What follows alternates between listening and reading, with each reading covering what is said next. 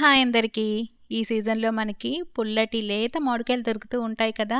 ఆ మామిడికాయలు తెచ్చేసుకొని చక్కగా మనం ఇలా మామిడికాయ పప్పుని ప్రిపేర్ చేసుకున్నారంటే టేస్ట్ అయితే అద్దిరిపోద్దండి. చాలా సింపుల్‌గా అయిపోతుంది. పిల్లలు కూడా భలే నచ్చేసిద్దండి.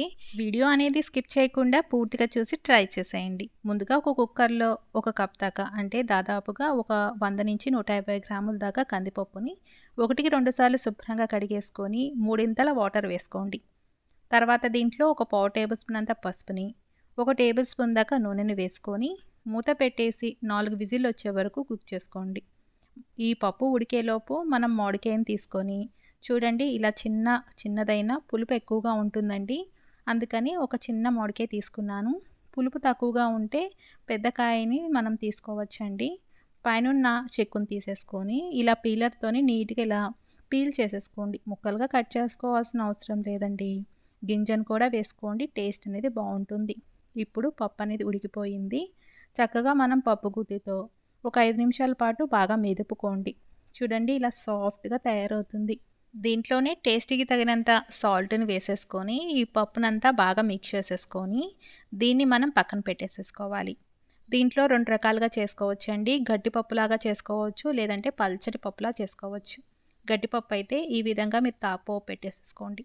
ఇప్పుడు స్టవ్ వెలిగించుకొని బాండీలో ఒక టేబుల్ స్పూన్ దాకా నూనెను వేసుకొని, పావు టేబుల్ స్పూన్ జీలకర్ర, పావు టేబుల్ స్పూన్ ఆవాలు, 4, 5 ఎండుమిరపకాయలు, 4, 5 వెల్లుల్లి రెబ్బలు సన్నగా తరిగి దీంట్లోకి వేసుకోండి.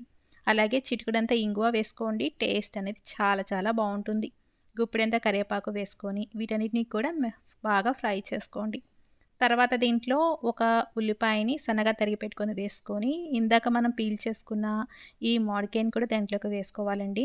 తర్వాత దీంట్లో ఒక టేబుల్ స్పూన్ దాకా కారాన్ని, పావు టేబుల్ స్పూన్ అంతా పసుపుని, ఒక పావు టేబుల్ స్పూన్ అంతా తక్కువ సాల్ట్‌ని వేసుకోండి. ఆల్రెడీ మనం పప్పులో వేసాం కాబట్టి తక్కువే వేసుకోవాలి. ఇప్పుడు దీన్నంతా మిక్స్ చేసేసుకుంటూ ఈ ముక్కలన్నీ కూడా మెత్తగా మగ్గేంత వరకు ఫ్రై చేసుకోండి. ఇక్కడే మనకి ఫ్లేవర్ అనేది చాలా చాలా వస్తుందండి. మూత పెట్టి మగ్గించుకోండి. త్వరగా మగ్గిపోతుంది. అటు ఇటు తిప్పుకుంటూ చక్కగా మనం మగ్గించేసేసుకుంటే సరిపోతుందండి. చూడండి మనం ఇలా కలుపుకునే కొద్దీ కన్సిస్టెన్సీ మనకి ఈ విధంగా వచ్చే వరకు బాగా ఉడికించేసేసుకోవాలి. ఇప్పుడు మనం వేరొక స్టవ్ మీద పప్పుని పెట్టేసేసుకొని దాంట్లో ఒక చిన్న గ్లాసునన్ని వాటర్ వేసుకోండి. పల్చడి పప్పు కావాలనుకున్న వాళ్ళు ఇలా మనం చేసుకోవచ్చండి. ఇలా ఒక 5 నిమిషాల పాటు పప్పుని ఉడికించేసేసుకోండి. తర్వాత ఈ పోపంతా బాగా వేగిపోయింది కదా! ఆ వేగిపోయిన పోపునంతా కూడా దీంట్లోకి వేసుకొని స్టవ్ అనేది ఆఫ్ చేసేసుకోండి. ఉప్పు, కారం అనేది ఇక్కడ చూసుకొని మనం మిక్స్ చేసుకోవచ్చండి. పప్పంతా కూడా బాగా మిక్స్ అయిపోయాక చూడండి ఎంత బాగా రెడీ అయిందో. చూస్తుంటే తినబుద్దవుతుంది కదా! టేస్ట్, ఫ్లేవర్ కానీ చాలా చాలా బావుంటుంది. సింపుల్‌గా అయిపోయింది కదా! పిల్లలకి ఎప్పుడైనా ఈ విధంగా చేసి పెట్టారంటే మళ్ళీ మళ్ళీ కావాలని అడుగుతారండి. అంత టేస్టీగా ఉంటుంది. వేడి వేడి అన్నంలో అప్పడంతో పాటు సర్వ్ చేసేసుకున్నారంటే ఇంకా ఇంకా అదిరిపోతుంది. ఈ వీడియో చూసి మీరు కూడా ట్రై చేస్తున్నట్లయితే ఎలా వచ్చిందనేది తప్పకుండా కామెంట్ రూపాన తెలియచేయండి. మరెన్నో టేస్టీ అండ్ క్విక్ రెసిపీస్ కోసం నా ఛానల్‌ని చూస్తూ ఉండండి. నచ్చితే గనక ఒక లైక్ చేసి, సబ్స్క్రైబ్ చేసి, షేర్ చేయండి. And thank you for watching.